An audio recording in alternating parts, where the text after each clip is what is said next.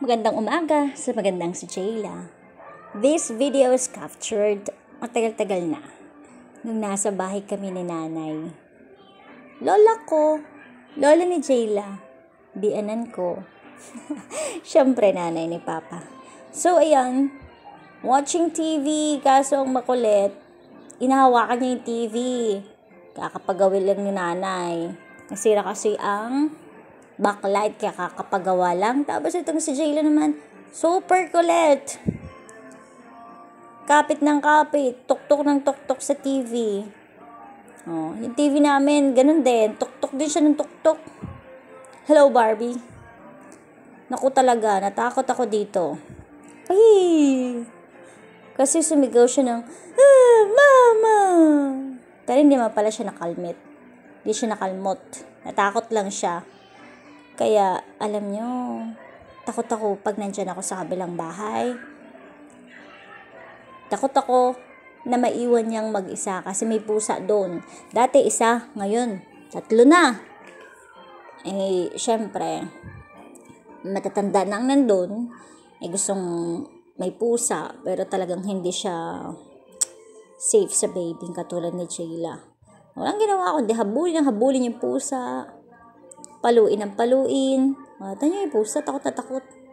Ang anak ko naman, ang pahinga yan pag nandun.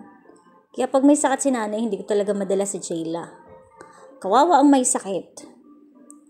Tapos, imbis na gumaling, lalong magkakasakit na stress. Kaya, bahay na lang kami. Dito na lang kami sa bahay namin. Magaling pang nandito kami dalawa kahit maglikot yan. Tsaka pag nandito sa bahay yan, kami lang dalawa. Mabait yan. Pag napanood ko ng TV, nakakapaglaban ako, nakakakilos ako sa bahay.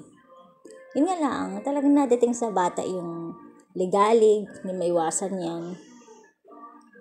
Eh, dadalawa kaming nandito, kaya nakikinig naman siya. Once na sinaway ko yan, makikinig yan. Mabait naman yan, tsaka may isip na. Hindi na siya mahirap kasama sa buhay. Ayan. Kung ano-ano nang nakuha. Baby pa siya dito. Meron pa siya yung sa pangkamay. Yung kontra usog. Pero tinanggal ko na. Nung siya medyo sige. Si mama. Oops, si mama. Si mama pala yun.